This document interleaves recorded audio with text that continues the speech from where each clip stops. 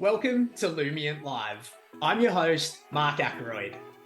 Lumient Live is the podcast for advice professionals that believe in a values-based advice experience, but still have that question, how does it all work? We connect listeners with other advice professionals to hear best practice client stories or business examples and lift the lid on how they made it happen. Now, on to today's episode. Hello and welcome to another episode of Lumient Live. Today, I'm joined by Brent Brodeski, CEO and founder of Savant Wealth Management. G'day, Brent. How are you? I'm doing great. Thanks for having me today. Been looking forward to it. Yeah, no, thanks for coming on. I've been really excited to have you on. Obviously, we work really closely together, Lumient and Savant, and we'll get into that later in the podcast. But outside of all of that, as I'm about to get into with your bio, you've got a wealth of expertise that you obviously share within Savant and the industry here in America. But we're going to unpack for all of our Lumient Live listeners across, we're across the globe now. We've got people in New Zealand tuning in, Australia, US, we're everywhere. So it's going to be great to get your insights. Great. So for those that don't know Brent Brodeski, Brent is the CEO and founder of Savant. He's been involved in the financial services industry since 1988 and previously taught investment and finance courses at Rock Valley College, Rockford University, and Northern Illinois University. He's a certified public accountant, a certified financial planner, and a chartered financial analyst. And on top of all of that, and I've summarized from your lengthy bio here, you've been named in lists such as #1 independent financial advisor, Barron's top 100 advisors, Forbes top 250 advisors, Rob Report's 100 most exclusive advisors, Bloomberg Business Week's 10th most experienced independent advisors, just to name a few. And outside of all of those accolades and the great work he does with Savant, Brent's married to Sharon and has 4 children and 3 grandchildren. And in their free time, enjoy traveling, wine, collecting art, boating, fine dining, spending time with family and friends at their lake house in Lake Geneva. And during the 2020 pandemic, just to put a little cherry on top here, he and Sharon became level 3 sommeliers, which I think is a great fun fact. How good's that? We like our wine, so you couldn't go to restaurants or couldn't go out, so learned a little bit about wine. Why not? What a great productive use of time. Everyone's tipping into learning Spanish or something like that, and you've indulged in wine. I think that's a great choice. Drinking for years, but really didn't know what I was doing. So now we know a little bit more than we knew before. But right, level 3 from all reports is quite a serious game. So well done. Yeah. So Brent, obviously that's your bio there, but how about I throw it over to you? Tell us a little bit more about yourself and obviously Savant will naturally get to that's not in your bio. Yeah. I think the sort of the origin story is kind of interesting. In my bio, it said in 1988, I was finishing my finance degree and, needed a college intern and ended up selling insurance for a summer and summer plus. And the good news is it taught me what I didn't want to do in life. I didn't want to sell commission product and peddles life insurance as the solution to every financial need ever. But it was a good learning experience, how to deal with people, picking up the phone. At the time, I thought I was an introvert. I've learned since I'm an extrovert, but it was a good experience. It kept me in school because I didn't want to do that. And then I was kind of afraid to get a real job, so I did my MBA, and it was interesting. As part of my MBA, I actually ended up writing a business plan for what's become Savant, and kind of put it aside. I got my credit for it and put it aside. It was kind of interesting. Went to work for a small broker dealer, a local independent broker dealer, and ended up doing all the jobs there over about 15 months. And I got my boss said I could pay a higher salary or a lower salary and a variable component tied to how much you helped me grow. And I pumped him full of steroids, made him run fast, and we doubled the business in 15 months. I was making way more money than he thought I should. I thought it was, wow, look at what we did for your business. But as a result, at the same time he thought I was getting paid too much, his son had needed a job, and so I got fired, right, and was devastated at the time. And I thought, well, I'll go get a job at corporate. Went and interviewing for these corporate jobs, and nobody gave me a job. Retrospect, I know that I'm totally unemployable, right? Like I could never work for somebody else. I didn't know that at the time. I just thought, well, listen, I got my degrees, and nobody wants to hire me. So, anyways, I dusted off the business plan, and I didn't have any gray hair. I didn't have any clients at that point. Aside from a few people that I burned with selling insurance policies too. And so I went knocking on doors, found a co-founder that was 17 years older than me, and I think about it as, he sort of had the rig. He had been in insurance for a lot of years. It started a project and fee only hourly planning company, and had a bunch of clients that he was advising on, but didn't manage money. My business plan was to create a fiduciary fee only, RIA, that invested, but did it in a way that was in alignment with the latest academic thinking around indexing, asset allocation, which is kind of out in the frontier, the bleeding edge at that point back in 1993. But we did that. Probably shouldn't have been successful. Didn't know that at the time, and just started growing it, and so it was. We continued to grow at a client at a time. Originally my partner did all the selling, and I did everything else. And then over time we were both doing selling. If you told me that I was going to be a salesperson in college, I would have quit college, but that's what it needed me to do. And so I did that. And then, we pretty quickly realized that, listen, investments are important, right? And we differentiated based on our more academic approach, but we also realized that, that was really a commodity way back then, almost 30 years ago. We said investments are a commodity. They're kind of like gas. You need it, but gas stations are a commodity. Like, what do we really want to be in? So that was like, well, let's fully embrace financial planning. And so we did that, and that really became, frankly, a way to sell more investments and make it stickier and get more wallet share.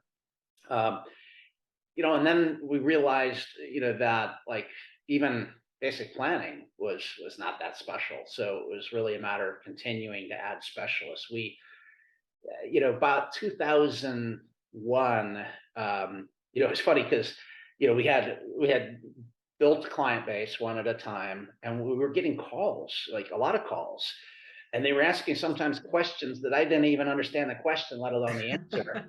And we realized like one of two things: we either had to like close the doors, have a nice little practice, or we had to like grow something serious. If we were going to grow something serious, we needed to bring people in that understood the questions and could provide answers. We needed specialists. So we sort of shaped the business at that point. It had been really two and then three sort of founders all hanging a shingle, sharing office space, but we were all kind of like general practitioners. But that was where we pivoted and said, let's emulate Mayo Clinic. Now, I've never been there happily, but what I understand is, they do two things that are pretty special. They hire some of the best specialists, but even more importantly, they work as a team. They collaborate as a team.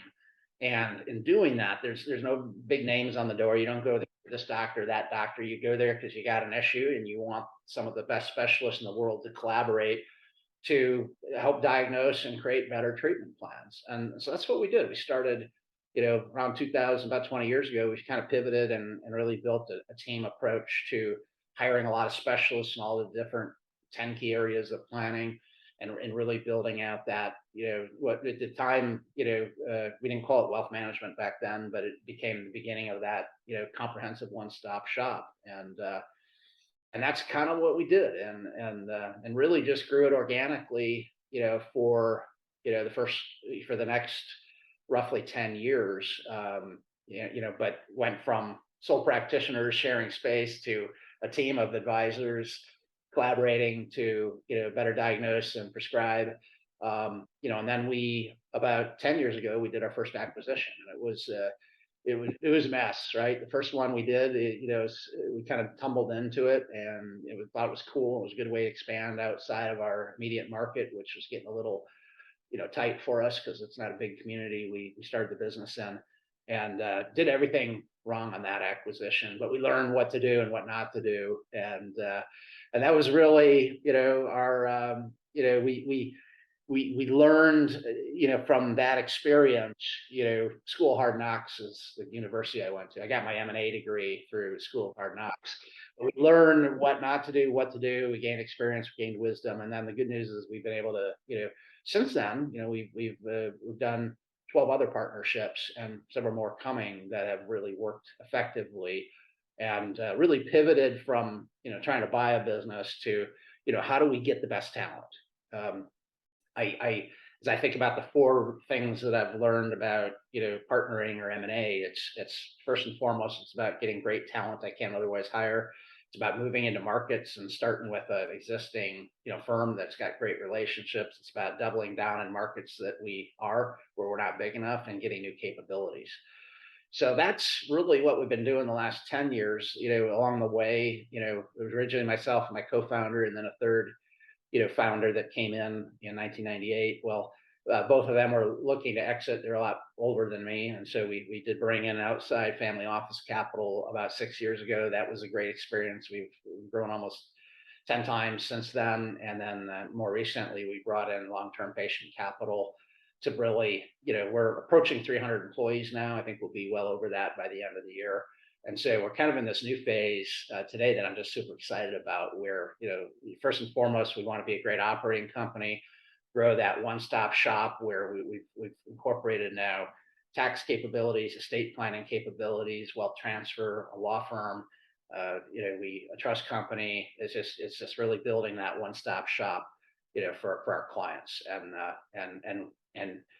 that's become, what we've learned is that's become very attractive to prospective partners and clients as a big differentiator.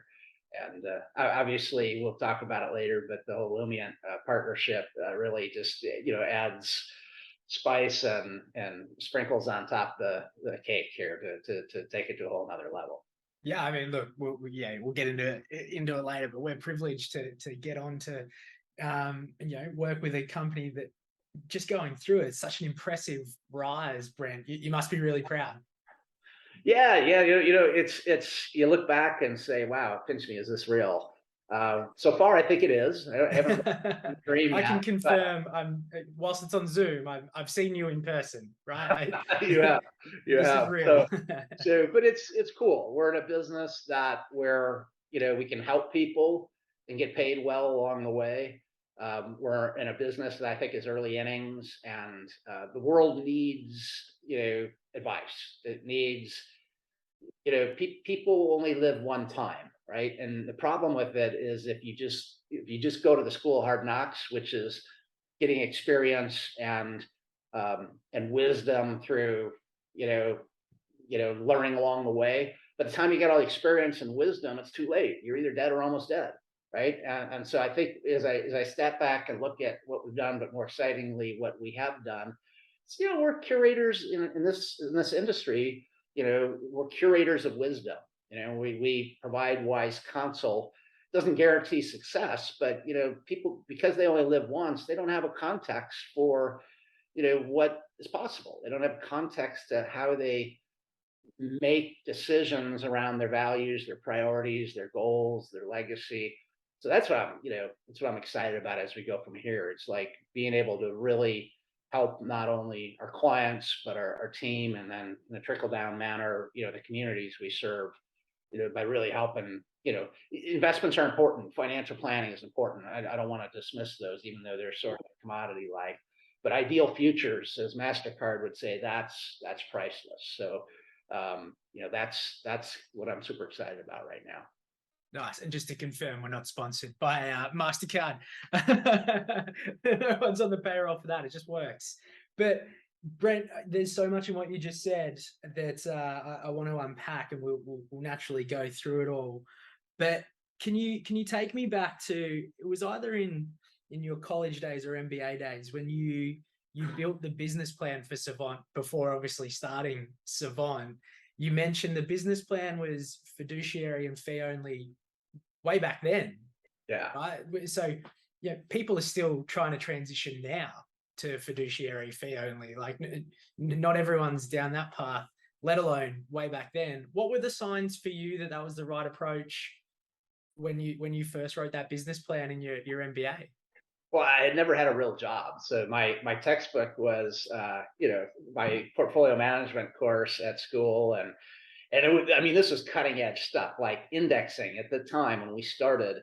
It accounted for less than 1% of the investment universe for the retail side, and ETFs didn't exist, believe that or not, right? They didn't exist. Asset allocation had not even won, or just won the Nobel Prize in 1990, but it was this weird academic stuff that the real world didn't really follow this stuff. But I didn't know any better, right? I had never gotten ruined by being in the world of commissions and active management and stock picking and speculating. I mean, and so my textbook, helped, I translated what I thought like it was supposed to be, because that's what the academics taught us, into a business, right? And originally it was just to get my 3 credits for self study, right? Because I wanted to graduate a semester early, and when I did that over the summer, that would help.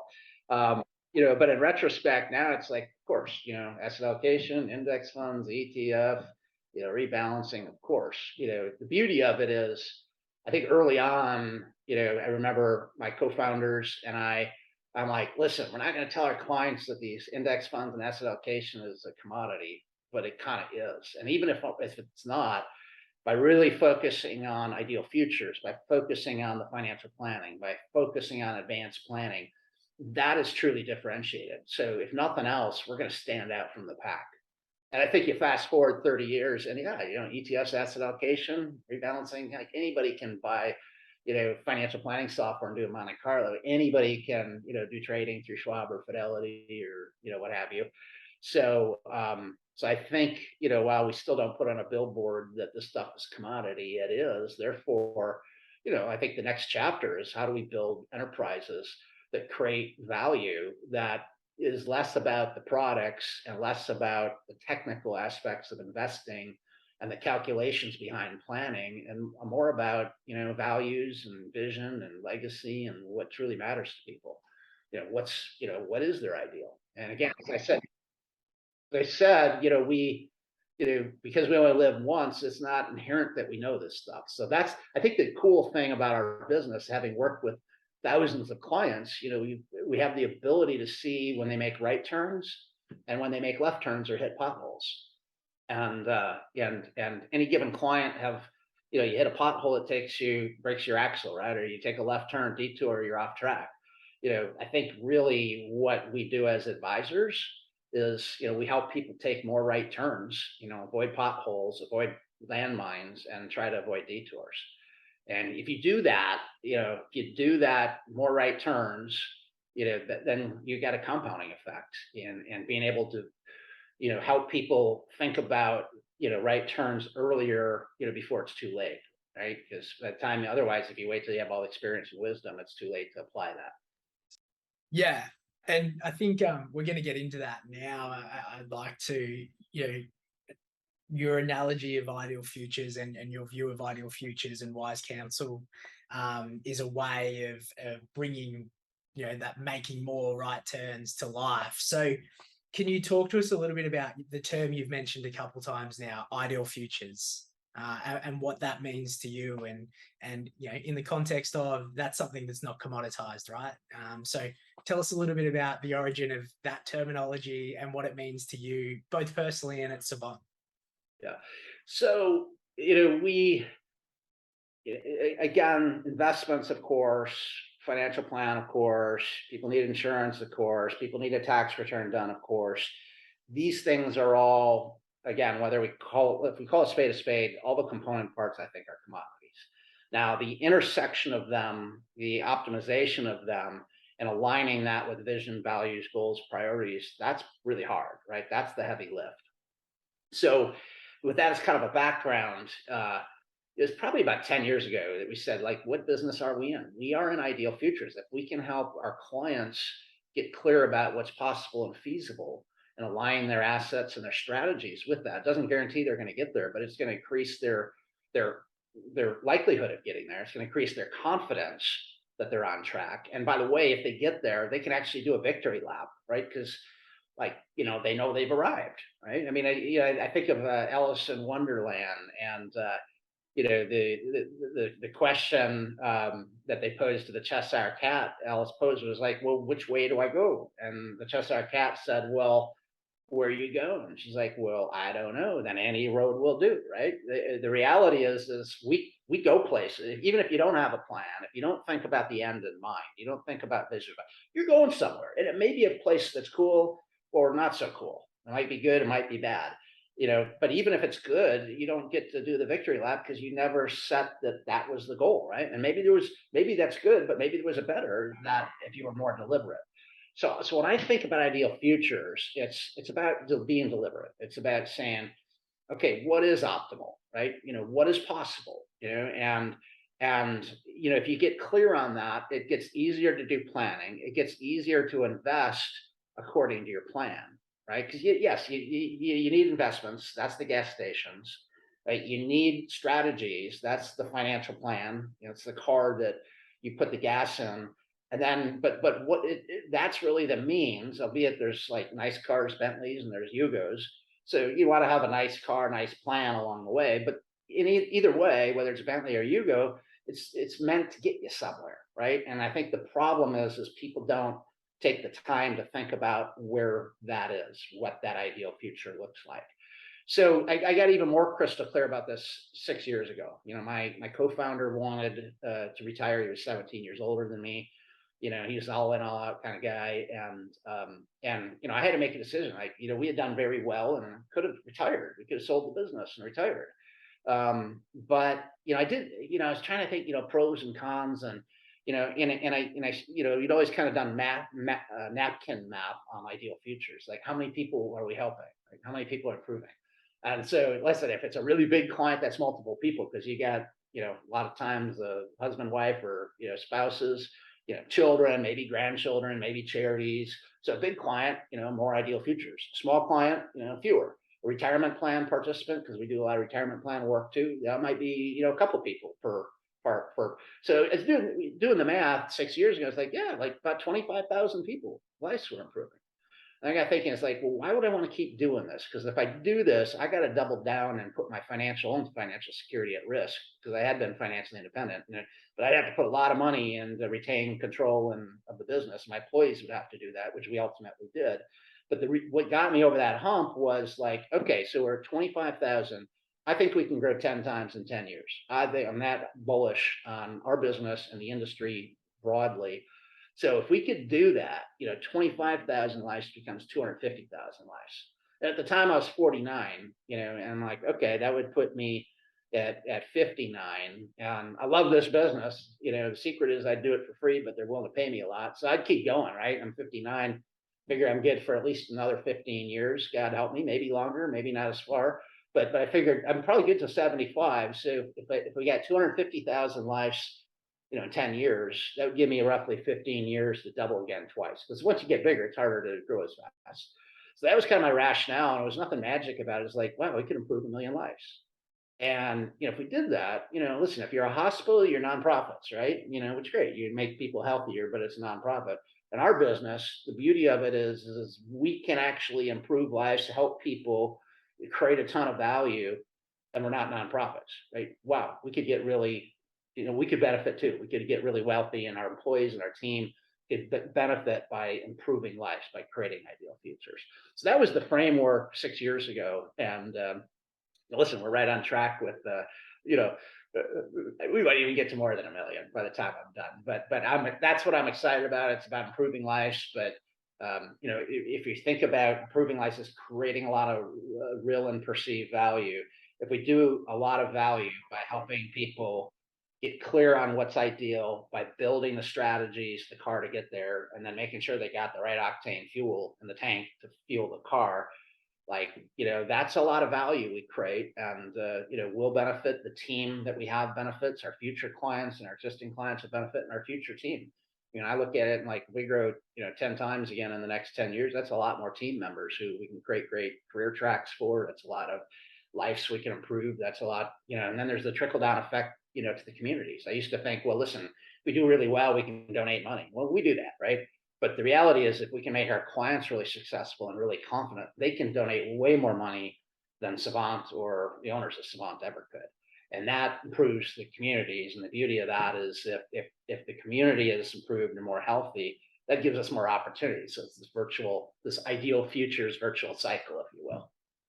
Yeah, which I think is lovely, right? I think it's such a great view of the world. It's very selfless and speaks a lot to yours and Savant's character. You know, the one thing out of everything that you just said that gave me the greatest indication that you're living the ideal futures dream is when you spoke around your business and when you were trying to build the framework, the question you asked was, how many people are we helping? As opposed to the traditional question I think we'd ask in the industry, which is, how much money am I managing? And it's nuanced but significant, right? Well, and the beauty is this, like they're not mutually exclusive. They're additive, right? So if we improve more lives, if we create more value, we can make more money, right? And it's not all in some, that's not all businesses. It's not all organizations have that opportunity. But yeah, I mean, if I can improve 10 times as many lives, that's 10 times as many team that we need. That's 10 times as many promotions that we can create. That's 10 times as much charity that we can deliver. It's 10 times more pride that we can have from, improving lives, both our own lives, our clients' lives, our team's lives, and the communities. Yeah, and so let's go into a little bit more around the ideal futures. You know, if we carry your metaphor forward, building ideal futures is helping build the picture of where you're actually taking the car, right? I loved your Cheshire Cat reference. Not enough Alice in Wonderland references in life, I think. But let's talk about how you build what that ideal futures life looks like, or that direction for a client. Because there's a clear overlap for us. But you mentioned earlier this concept of wise counsel and being able to provide those sort of steers for clients. So in your view, maybe is it wise counsel? Maybe it's some of the work that we're doing. I'm not too sure, but the art seems to be in helping someone define what their ideal future looks like, right? Right. How is it that you think through that? What is it that you're thinking through? What is it that you do to help them create the ideal future? Because that seems to be to put a term on it, non-commodity. Yeah. So I think it's providing frameworks for how to think about where they're at, but where they're going and where they want to be. Like I said, since people don't have experience on this, they left to their own devices, they're just going to keep doing what they're doing because the body motion tends to stay in motion. And it may be like everybody's got a plan. It may not be well thought out. It might not be delivered. It might not be optimal. It might be too expensive.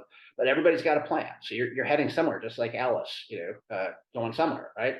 So I think the opportunity is to come back and say, okay, put aside the investments. We'll get there, right? Put aside, the retirement, time. We'll get there. Don't worry about the insurance. Don't worry about the taxes yet. Let's talk about what matters. Like, what do you value? What do you and your family, your spouse value? What matters to you? And it's different for every person or every family, right? And then, what are your priorities? Because listen, only Bill Gates, Elon Musk, and a few other get to pull all the levers down, right? Like the rest of it's about trade-offs, right? I have this one down, this one can't be down, or this one we can have these two half down and this three-quarter. So the reality is Elon gets them all. The rest of us, it's about trade-offs. So saying, here's the vision and the vision. Now, what are my priorities? These are all the things we could do, right? Okay, but what matters the most, right? Sometimes, what's really important is expensive. Other times it's not, right? So it's a matter if we get clear on all the various priorities and rank those, and then you got a lot of times you have spouses, and one might think this and one might think that, and a lot of times they're looking and saying, hey, we think very differently. Nah, we find that most of the time it's pretty aligned. There might be a few nuanced differences, maybe the wife is like, you don't need a sports car. And he might be like, you don't need to have a kitchen remodel. Okay, like our job is to help understand, what do you care about? Okay, you care about, That's where you need the old El Paso girl to go, why can't we have both? Yeah, well, and sometimes you can't, but a lot of times, they don't realize they can have both, right? Because the alternative is to die with too much money, right? I had a good friend of mine that a few years back, he's like, I only fly first class. I'm like, that's kind of reckless, right? That's a waste of money. He's like, Brent, if you don't fly first class, your kids will, right? And I'm like, oh, wait, they're going to go straight to private. So that was like the aha. It's like we tend to keep doing what we do. So if you accumulate a lot of money, it's probably because you spend less than you made. Not always, but the gist of it is we tend to underestimate what we can do over the long run, because we're constrained by our past that might not have been as big or successful. So I think if we as advisors can get clear on what do you value, then we can bring framework to what are your priorities. Like these are the things that other successful people have done, and like let's rank order these, right? And so like we go through discussions or exercises to get clear on what those priorities are and rank order them. Now, if you have enough on top of enough on top of enough on top of enough, but then our job becomes to give them confidence to actually do those things. Now, if somebody maybe doesn't have enough, well, then it's a matter of saying, okay, this is what you can afford, and now let's identify those things where there's alignment that are most important, and then work on savings more so we can do some of these other things, these more aspirational things. So it's but again, like people don't know what they could do. What are the different possibilities, and can I afford all of them or some of them? Like at the end of the day, like I found myself saying, like, okay, you really don't want him to have a sports car? He's like, no, I don't care, but I don't think we can afford it. And do you really not care? Do you really care if she has her remodel? No, I mean, it looked nice, but I don't care about that. I don't think we can afford it. Well, I'm telling you both, you can both have those, right? You can have both of those and you're still going to die with too much money. Oh, I just added value. I just allowed confidence and a framework, that they didn't have by school of hard knocks, to be able to go do things that mattered to them. Well, and to your point, they've recognized that at a point in their life where they can act on it, see it, and get value from making that purchasing decision themselves, right? Which is, to your point, you'd rather get that value now than see that value pass on, or have a regret towards the end of your life. That's right. That's right. And I think, there's the financial aspects, but again, the investments are just a tool, right? It's not the end. What is the end? It's about, again, accomplishing what matters to you. It's about living within your values. It's about well-being. Within well-being, there's financial well-being, there's career well-being. There's also things like community well-being. There's things like health. There's a lot, a lot of different dimensions of this. And so as advisors, we need to be able to facilitate that conversation with the clients about what their well-being is, what matters. And then create frameworks to how to think about this. Like we have we call the 10 key areas, financial planning. Because once you got, idea of what their values are, what their priorities are, what their vision is, now you got to build the plan. Now, what the plan covers 10 areas. One of those, by the way, is investments. One is taxes. One is retirement. One is estate planning. One is charitable. One is debt. One is insurance and risk management, and so on. But like when they come to us, they usually have one pain point, like, hey, my investments are broken, or hey, I just inherited this money, or I got this mess, or whatever it is. There's some pain point, maybe two. The reality is when you put a framework around this, the 10 key areas framework, a lot of times we unearth a bunch of other pain points that they weren't thinking about or didn't, expect. So now if we've got that framework of, what is your vision? What is your values? What's well-being to you? What are your priorities? We can come back and build the plan that proactively and deliberately looks at all the 10 key areas and comes back, whether it's like, here's the best way to fund education. Oh, by the way, you're paying too much taxes. If we, put this kind of investment that's tax nasty in your IRA and this one that's tax efficient, you're taxable, your return's the same, but you pay less on April 15th.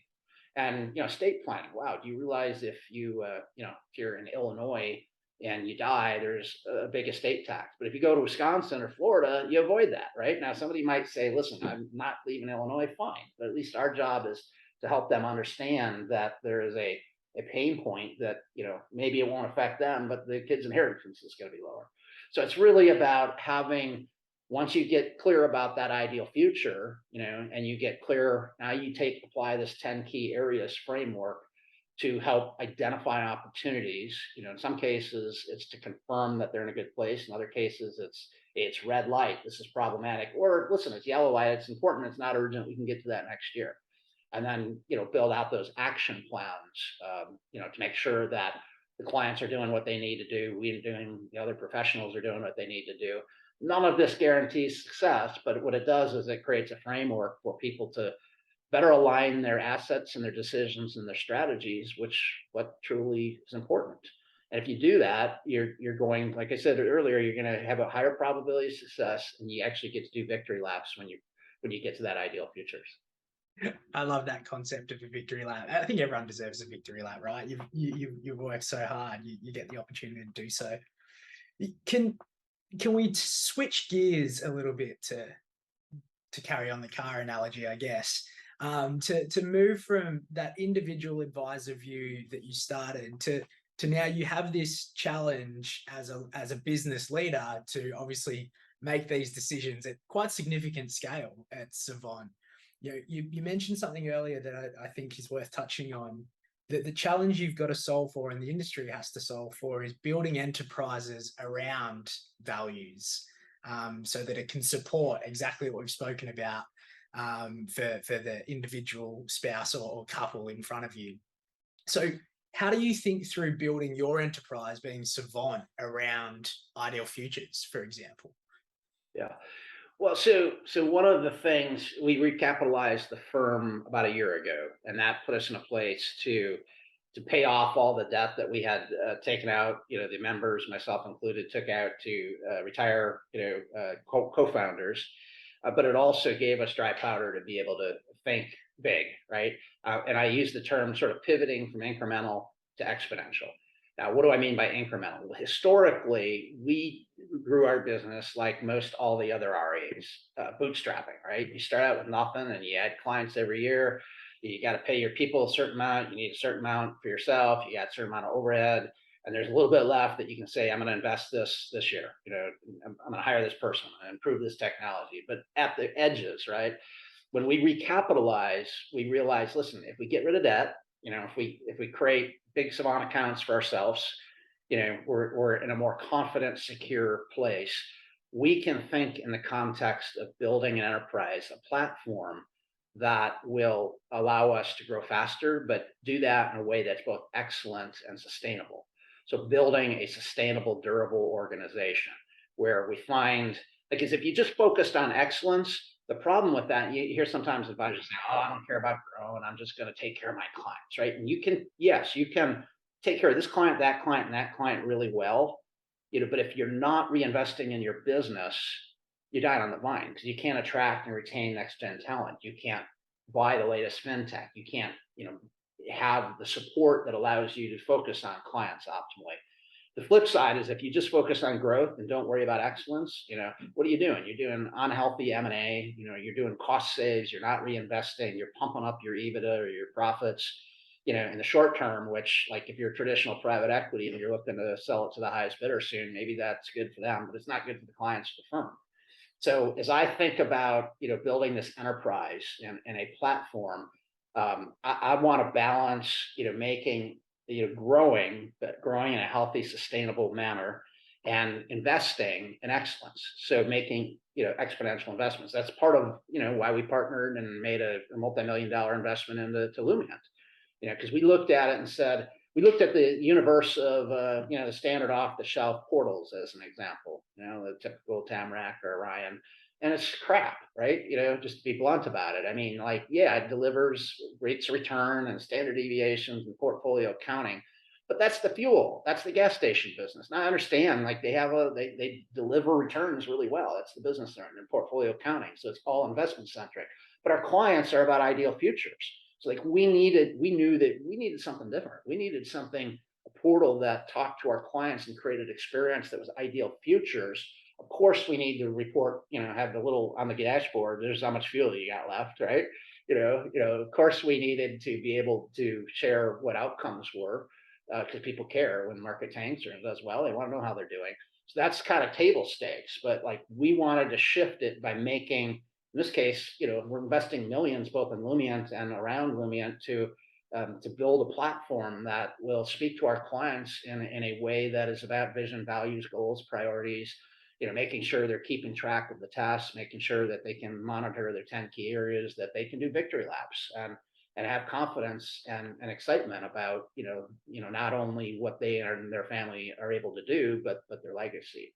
So that's, I think, that's how as I think about building enterprises, it's about building a platform that serves our clients better in a way that's tailored to their ideal future, but just as importantly, serves our advisors and our team in a way that allows them to deliver more ideal futures, get compensated nicely for that, have more fun, and do the parts that they love and less about the stuff they don't love.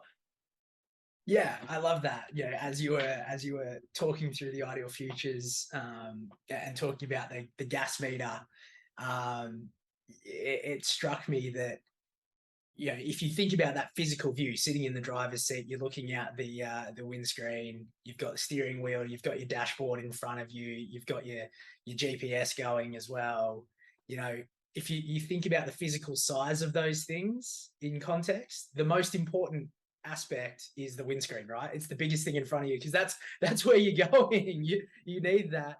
The GPS is the next biggest thing, because that's telling you where to go. The fuel meter tells you how much you got left in the tank, but it's smaller than those other three. Yet we've built this entire industry that shows you the fuel meter. Yeah, and listen, the rear view mirror is important too. But if you just look in there, what's going to happen? You're going to crash, right? It tells you a little bit about where you've been, but what's more relevant is where you're going, right? Yeah, I think there's massive legs on that. It's fascinating to hear you say that, and it's I think it's warming to hear a business leader that's transparent enough to talk about your challenge is always going to be, at the scale that you are, delivering faster for clients and advisors, but not at the sacrifice of excellence or sustainability or durability, as you put it. There's always those levers there, right? Because you can make efficiency choices, to your point, till the cows come home. Maybe it's quicker for the advisor, but is that better for the client? Yeah. So the way I think about it, like we're trying to, as an enterprise, we're trying to create a platform. Now, what do I mean by that? It hit me not too long ago. If you look at the top 25 market cap companies in the world, they're all platform companies. It's Microsoft. They've got, Office 365. It's Google, with Android and their various technologies. It's Facebook, right? It's Netflix. I mean, these are platform companies that bring users together, and delivers curated content, a lot of value propositions. So that's really, that's really what we need to do as well. And as I think about it, again, we start out and say, listen, gas or investments are important. The car is important, like, because I prefer to drive a Bentley than a Yugo, but it's really still a means to get somewhere. What this allows me to think now is okay, we want to build a platform. That platform is the intersection of people, process, technology, proprietary deliverables, and it's actually branded, right? In the old days, your brand was your own at the country club, with your golf buddies that became clients. Now, you have serious brands that are emerging in our space that smaller firms are needing to compete with. So when I think about this platform, people, process, technology, proprietary deliverables, and overlaid with branding. And what does this do? It allows our advisors to be bionic, to create more value proposition for more clients. If you think about it, like if you say, well, how much value do we create today? Well, let's say we create 2 units of value. The reality is clients don't know half of what we do. And even if we tell them, they forget, right, what we did, right? So like if we're delivering 2 units of value, we're probably only getting credit for 1 unit. Well, what do we have to do to be successful 10 years from now? We got to deliver 5 units of value and get credit for 4 of them, right? So the real value we need to increase. We need to do more for our 1%. The perceived value needs to go way up. We actually need to be able to demonstrate and clarify what we've done for the clients. And by the way, we have to do that in a very efficient manner to where we can create, more than double the value at half the cost by using a platform. And the perception, like this is the beauty of Illumient platform. I mean, the platform you guys have that we're so excited about is amazing because it allows us to operationalize the 10 key areas. It allows us to operationalize those vision, values, goals, priorities conversations, the well-being conversation, and being able to actually capture that, organize it, deliver it to clients or prospects in a way that's actually tangible. So yes, we are creating more value. We're making sure that we're doing the right things for the right client because we've gotten clearer on what that ideal future is instead of just investing money or doing a financial plan the way we think. So you're getting clear, you're aligning your assets, but now we're creating visibility around those decisions we've made and that the clients are making, and being able to actually handicap our progress, to be able to show the progress we've made, and then capture. I mean, one of your tools that I'm really excited about incorporating here soon is that whole like history, the family history, where you can actually say this is what you've done and where you've been and the successes you've had. Like, again, like MasterCard, that's priceless. Not the money, it's the experiences that MasterCard allows you, right? And likewise, it's not the money, it's not the strategy, it's the ideal futures that we can demonstrate and capture and create, confidence. That's priceless. And if we do that, they're going to keep paying us. So outside of Savant, is that where you see the advice industry? This might be a very obvious question, but is that where you see the advice industry needing to go? Yeah, I think, listen, advice used to be a product. It was a financial plan, but that was really a product meant to sell you other products, commission goods, right? So I think, most of the industry's moved away from that, or moving away from that. But it's still too much investment management and basic money guide pro, e-money. What's my confidence for retirement, right? Big deal. Anybody can buy that software. Anybody can buy ETFs and do asset allocation. Big deal, right? If you want all that, if that's all you want, go to Vanguard, right? But an ideal futures business, this is not a product. It's an ongoing process. It's like if you think about the horizon, you never arrive there. If you walk towards the horizon keeps moving. Now, that's the good news, because as long as the horizon is moving, you're getting older and you're getting wiser, you're getting clear around where you want to go, and that can keep changing. So I think where is advice? It's about creating wise counsel, wisdom, experience, and continually on iterative. In the technology world, they call it agile, like an agile iterative basis, continue to refine. If you think of the GPS, you go, here's your going, and all of a sudden, there's a bridge out, okay, reroute, right? Or there's traffic over here, okay, reroute, right? So it's continual rerouting, so that it's not delivering a plan that thick. I mean, don't deliver a plan. Like, do this incrementally in the 10 key areas and continue to move towards the horizon, where is your ideal future, right? And as that ideal future evolves, you pivot. And so I think that's the beauty of it is that we can't work ourselves out of a job, because some the of horizon keeps going, right? Like if I horizon keeps going, but also listen, if you're beyond planning, basic planning and investments, you're into things like tax, estate planning, advanced planning. Well, as long as the politicians keep changing, they're going to keep changing the rules. And if the rules keep changing, the advice change, right? The structures change. So that's the good news, is that we're not out of a job, right? But we got to keep demonstrating that we can keep adding value and in ways that are about ideal futures and less about investments and planning. Because like investments and planning, that's, maybe 0.5%, you can get it cheaper than that from Vanguard, right? And you can build your own ETF portfolio for cheap. So I think it's really about creating that holistic, comprehensive, proactive advisory experience that gets clear on the front end around what's ideal, and then creates the plan and the structures and implements that. So you diagnose, but then you gotta fill the prescription, and then as better drugs come available, change the drugs out, right? As and so I think what does success look like? It's firms that focus on ideal futures, but they have a deep bench of specialists to support them. The tax specialists, the estate planning specialists, the insurance specialists, the retirement plan specialists if you're working with business owners, business succession specialists. These are all really important components that we're trying to weave together to create this sort of one-stop shop, platform. And I think those that do it well will continue to add more value, but they will leverage technology and branding to be able to reduce their costs, and accelerate their adoption of these platforms, because this technology, this Lumion stuff is important, but it's a big investment, right? So you need to have a growing business to amortize that cost over growing clients.